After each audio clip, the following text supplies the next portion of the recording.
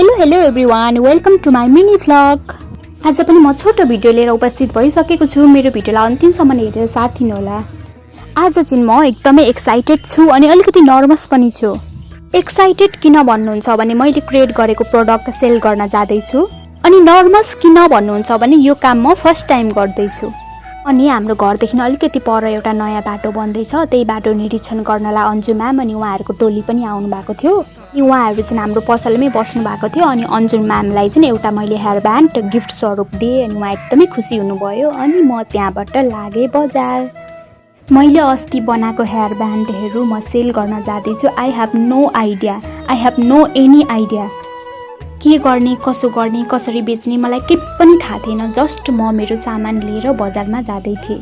अनि मैले एउटा दाइलाई चिनेको थिएँ, उहाँको कस्मेटिक पसल छ। मैले जहिले सामान ल्याउनु पर्यो भने त्यही पसलबाट ल्याउने गर्छु। अनि मैले सुरुमा त्यही पसलमा देखाउने विचार गरेँ। अनि उहाँले मेरो प्रडक्ट हेर्नुभयो, अलिकति हाम्रो कन्भर्सेसन पनि भयो। अनि उहाँले मलाई केही टिप्सहरू पनि दिनुभयो।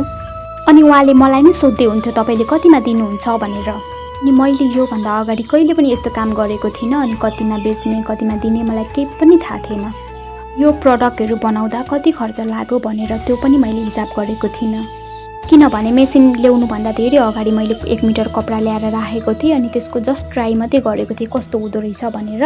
अनि उहाँले नै मलाई प्राइस भनिदिनु भयो। ठुलो हेयर ब्यान्डको रु 55 अनि सानो हेयर ब्यान्डको रु 16 को दरले उहाँले मलाई दिनुभयो। ठुलो हेयर ब्यान्डको मैले सोचे भन्दा बढी नै दिनुभयो अनि सानो हेयर ब्यान्डको चाहिँ सोचे भन्दा कम्ती दिनुभयो। But I am so happy. यसबाट मलाई अलिकति नलेज भयो यसो गर्नुपर्ने रहेछ भनेर। अनि भोलि माता तीर्थ औँसी हो नि त। अनि मैले मम्मीको लागि केही उपहार किनेर म लागेँ कपडा पसलतिर। अनि एउटा खुसीको कुरा, मलाई 100 पिस हेयर ब्यान्डको अर्डर आएको छ। Seriously, oh my God, I am so happy. यस्तै मेरो भिडियो हेर्नको लागि मलाई लाइक, कमेन्ट, सेयर, सब्सक्राइब गरिदिनु होला। Okay, by by.